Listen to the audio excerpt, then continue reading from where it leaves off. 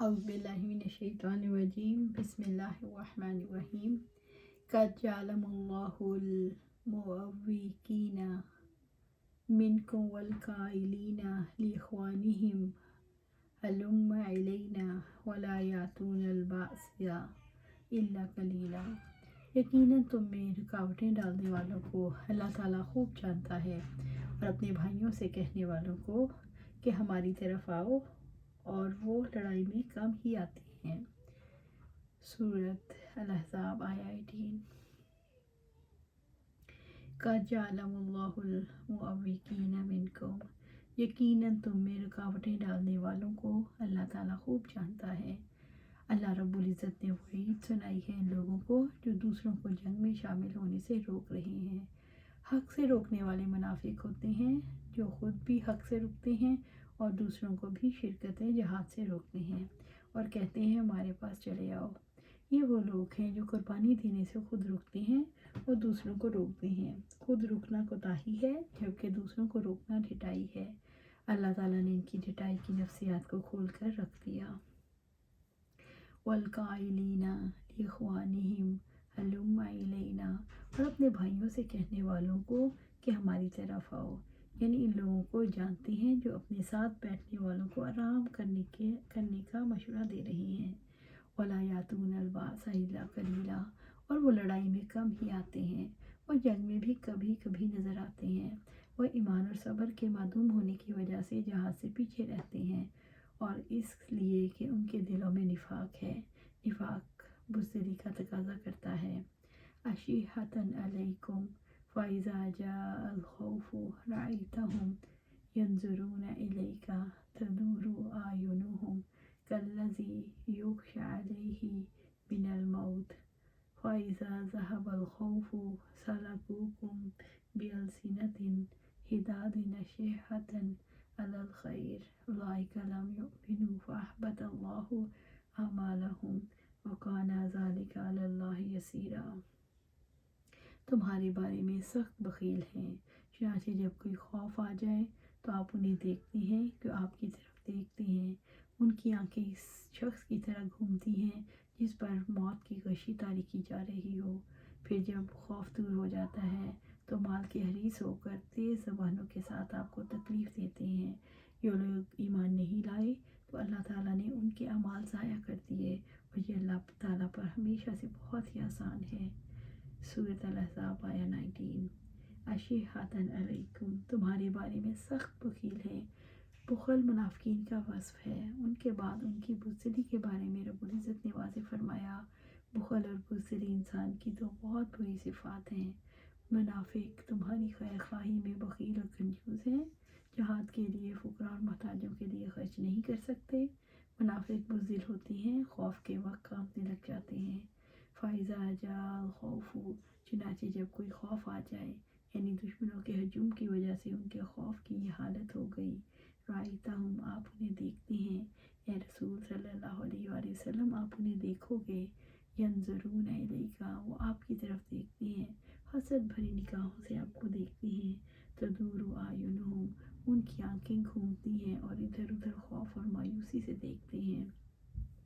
کالذی یغشی علیہ من الموت، اس شخص کی طرح جس پر موت کی غشی طاری کی جا رہی ہو، جیسے وہ شخص دیکھتا ہے جس پر موت کی بے ہوشی طاری ہوتی ہے۔ منافق بزدلی اور خوف کی تصویر ہے۔ اس کا سبب اس کا کفر اور اللہ تعالیٰ کی قضاء و قدر اور بعث اور جزا پر ایمان نہ لانا ہے۔ منافق چر زبان اور مال کے حریص ہوتے ہیں۔ فَإِذَا ذَهَبَ الْخَوْفُ، پھر جب خوف دور ہو جاتا ہے تو جنگ، یعنی جب جنگ کے بادل ہٹ جاتے ہیں اور امن قائم ہو جاتا ہے، سَلَقُوكُم بِأَلْسِنَةٍ حِدَادٍ، تیز زبانوں کے ساتھ آپ کو تکلیف دیتے ہیں۔ منافق ایسے موقع پر جب زبانی سے چیخیاں بکھارتے ہیں اور بار بار یہ ثابت کرنے کی کوشش کرتے ہیں ہم نے جنگ میں بڑے کارنامے انجام دیے۔ اشیحۃ علی الخیر، مال کے حریص ہو کر، مالی غنیمت کے سخت حریص ہوتے ہیں۔ بخل اور حرص کے مارے سارا مال ہتھیانا چاہتے ہیں۔ وہ اللہ تعالیٰ کی راہ میں خرچ کرنے کے لیے بخیل ہوتے ہیں، اللہ تعالیٰ کی طرف بلانے میں بخیل ہوتے ہیں، دوسروں کے ساتھ خیر خواہی کرنے میں بخیل ہوتے ہیں۔ منافق کیا ہے، سراپا بخل، سراپا بزدلی، منافقوں کی بزدلی اور بدسمتی کو کیسے واضح کیا جائے۔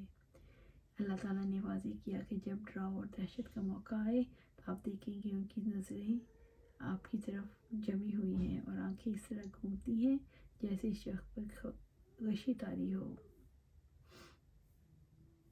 اولئک لم یؤمنوا، اور یہ لوگ ایمان نہیں لائے، منافق ایمان نہیں رکھتے۔ فاحبط اللہ اعمالہم، تو اللہ تعالیٰ نے ان کے اعمال ضائع کر دیے، اللہ تعالیٰ نے ان کے اعمال قبول نہیں کیے، ان کا ثواب ضائع کر دیا، کیونکہ مشرک کے اعمال باطل ہوتے ہیں۔ وکان ذلک علی اللہ یسیرا، اور یہ اللہ تعالیٰ پر ہمیشہ سے بہت آسان ہے، اللہ تعالیٰ پر ان کے اعمال کو ضائع کر دینا بہت آسان ہے۔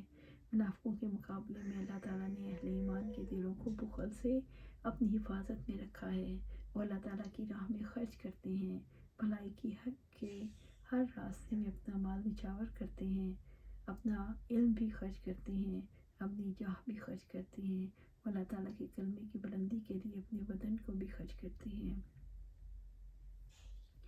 یحسبون الاحزاب لم یذهبوا وإن یأتی الاحزاب یودوا لو انهم بادون فی الأعراب یسألون عن انبائکم ولو كانوا فیکم ما قاتلوا الا قلیلا، وہ سمجھتی ہیں کہ فوجیں ابھی نہیں گئیں، اور اگر فوجیں پھر آ جائیں تو پسند کریں گے کاش واقعی وہ بدوؤں کے ساتھ بادیہ نشین ہوں کہ وہ تمہاری خبروں کے بارے میں پوچھتے رہتے ہیں، اور اگر وہ تمہارے درمیان ہوتے تو بہت ہی کم لڑتے۔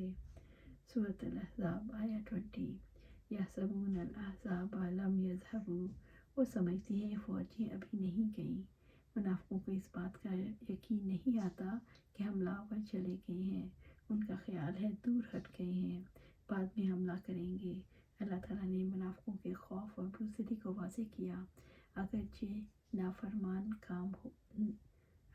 کافر ناکام ہو کر چلے جا چکے، لیکن ان کا یہ گمان ہے شاید ابھی بھی وہ اپنے مورچوں اور خیموں میں موجود ہیں۔ ان کے دلوں کے کھوٹ کو اللہ نے واضح کیا۔ وَإِن یَأْتِ الْأَحْزَابُ، اور اگر فوجیں پھر آ جائیں، اگر لشکر دوبارہ آ جائیں، یَوَدُّوا لَوْ أَنَّهُمْ بَادُونَ فِي الْأَعْرَابِ، وہ پسند کریں گے کاش وہ بدوؤں کے ساتھ بادیہ نشین ہوں، ان کی دلی تمنا ہوتی ہے مدینہ سے باہر جنگلوں میں دیہاتیوں کے ساتھ ہوں۔ یسألون عن انبائکم، کہ وہ تمہاری خبروں کے بارے میں پوچھتے رہتے ہیں، تمہاری خبریں اور تمہارے حالات جانتے رہتے ہیں کہ جنگ کا کیا انجام ہوا، کیا لشکر جیتے ہیں یا نہیں۔ وَلَوْ كَانُوا فِيكُمْ مَا قَاتَلُوا إِلَّا قَلِيلًا، اور اگر وہ تمہارے درمیان ہوتے تو بہت ہی کم لڑتے، اگر یہ تمہارے درمیان ہوتے تو جنگ نہ کرتے، بس دکھانے کے لیے کچھ ہاتھ پاؤں مارتے۔ اللہ تعالیٰ کو ان کے سارے حالات معلوم ہیں، ہلاکت اور بربادی لوگوں کے لیے جو اللہ تعالیٰ کی رحمت سے دور ہیں، ان کی موجودگی اہمیت کی حامل نہیں ہوتی۔ لَقَدْ كَانَ لَكُمْ فِي رَسُولِ اللَّهِ أُسْوَةٌ حَسَنَةٌ لِمَنْ كَانَ يَرْجُو اللَّهَ وَالْيَوْمَ الْآخِرَ وَذَكَرَ اللَّهَ كَثِيرًا، بلا شبہ یقیناً تمہارے لیے اللہ کے رسول میں ہمیشہ سے بہترین نمونہ ہے ہر اس شخص کے لیے جو اللہ اور آخرت کے دن کی امید رکھتا ہو اور اللہ کو کثرت سے یاد کرتا ہو۔ سورۃ احزاب آیہ 21۔ لَقَدْ كَانَ لَكُمْ فِي رَسُولِ اللَّهِ أُسْوَةٌ حَسَنَةٌ، بلا شبہ تمہارے لیے اللہ کے رسول میں ہمیشہ سے بہترین نمونہ ہے۔ رسول اللہ میدان جہاد میں ثابت قدم رہے، رسول اللہ کے صبر میں نمونہ ہے، رسول اللہ کی خوشخبریوں میں بھی ہمارے لیے نمونہ ہے، رسول اللہ کی شجاعت اور توکل میں سب کے لیے نمونہ ہے، اور یہ آیت رسول اللہ صلی اللہ علیہ وسلم کی غیر مشروط اطاعت اور اتباع کے وجوب پر صریح اور قوی دلیل ہے۔ إِنَّا وَجَدْنَا آبَاءَنَا عَلَىٰ أُمَّةٍ وَإِنَّا عَلَىٰ آثَارِهِمْ مُهْتَدُونَ، یقیناً ہم نے اپنے باپ دادا کو ایک طریقے پر پایا اور یقیناً ہم ان کے نقش قدم پر ہدایت پانے والے ہیں۔